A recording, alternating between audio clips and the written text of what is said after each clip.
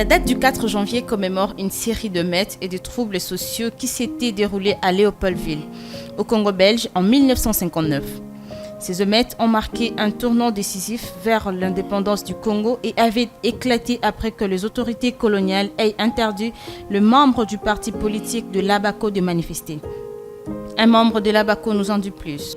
Le 4 janvier, c'est la première date la plus importante dans ce pays. Mais les gens l'ignorent ou le négligent. Ils ont même tendance à l'enterrer. Le 4 janvier, c'était le jour où l'expression indépendance était rendue publique. La revendication de l'indépendance. Le combat a commencé depuis des années. Je ne reviens pas sur l'histoire parce que c'est long. Des gens ont été tués, persécutés. Mama Vita Kimpa a été brûlée vive en Banza-Congo. Fumukimbangu était arrêté et humilié pour ce combat. Et en 1950, il y a d'autres associations qui s'étaient succédées après Fumukimbangu.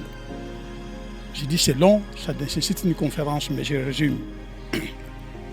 Alors en 1950, fut créée l'Alliance des Bas-Congo à Bako.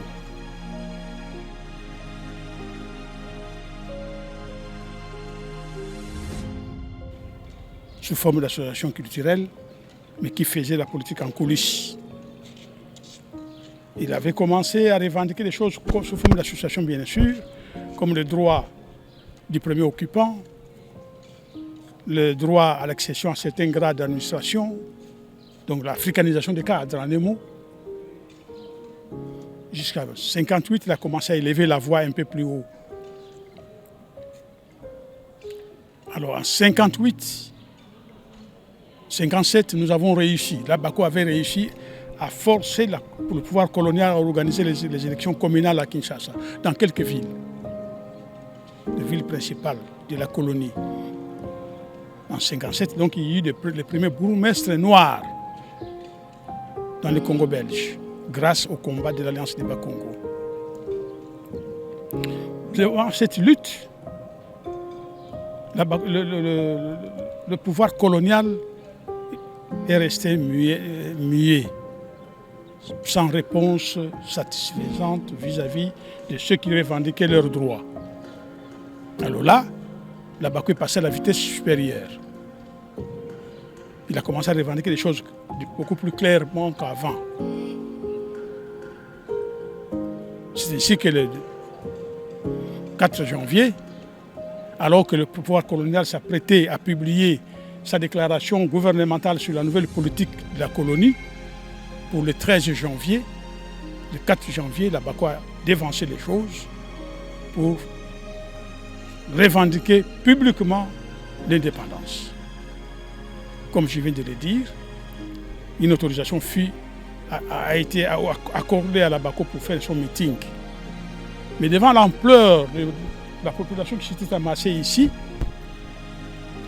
le pouvoir avait eu peur, informé par qui on ne sait pas, mais on sait par qui était parti les informer, que là-bas ils sont très nombreux, ça peut tourner mal. Alors, M. Torner avait mais demandé à la Bako de reporter son meeting à une autre date. Mais la population était déjà là. Donc Kasavubu et ses compagnons étaient obligés de venir parler avec la population, ici. Alors ils ont annoncé l'annulation. D'abord ils ont communiqué que le meeting était annulé, mais le combat n'était pas annulé, le combat n'était pas abandonné pour l'indépendance. Alors c'est le terme indépendance qui avait allumé tout, parce que c'est ça que les gens attendaient. Alors ils étaient en liesse, ils ont commencé à crier. Comme je l'ai dit tout à l'heure, les émeutes n'auraient pas eu lieu si le commissaire de police qui était là n'avait pas tiré en l'air en vue de disperser la population. Il n'était pas mal intentionné, mais il a voulu disperser les gens. Mais les autres ont répondu parce qu'ils ont considéré qu'ils étaient agressés.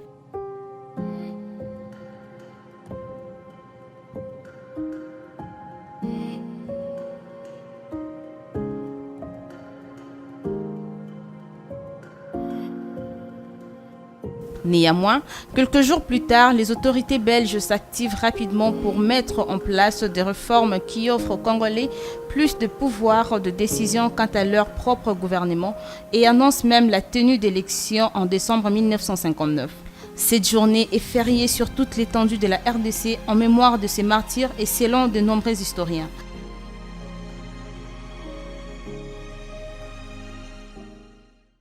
Nous sommes ici à la place Imka qui est devant nous et derrière nous, vous allez voir qu'il y a les sièges de l'Abaco, l'endroit où s'est déroulé l'incident du 4 janvier 1959 qui est la date commémorative.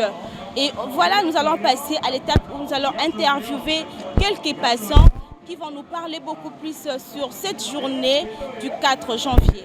Oui, c'est une journée, bien que je n'étais pas encore né, mais avec les études, l'histoire, on nous a appris que la journée du 24 janvier, du 4 janvier plutôt, c'est une journée de martyrs. Une journée de martyrs où les gens se sont soulevés pour défendre le pays. Donc ils voulaient à tout prix être indépendants. Et ces jours-là, ils se sont soulevés pour défendre le pays, quoi, et accéder à l'indépendance. Je me rappelle que le 4 janvier, c'est une journée de martyrs de l'indépendance. C'est une journée proprement de martyrs de l'indépendance, là où il y a eu quand même les gens qui s'étaient sacrifiés pour notre pays et qui se sont quand même donnés. Il y a eu même des morts. Vraiment, c'est une journée qui nous rappelle beaucoup de choses. Nous devons nous souvenir de tous ces gens-là qui ont combattu pour notre nation et qui aujourd'hui, nous devons quand même les honorer. Et c'est pourquoi nous, en mémoire de tous ces gens-là, nous avons organisé quand même, l'État congolais a organisé quand même la journée d'aujourd'hui et aussi la date d'aujourd'hui pour commémorer quand même ces gens-là qui ont quand même soutenu notre pays dans beaucoup de choses. Nous avons recueilli quelques propos des Kinois en rapport avec cette date du 4 janvier et voilà, vous avez compris l'importance de cette date d'aujourd'hui. Depuis IMCA, Sarah Bampa, C24+.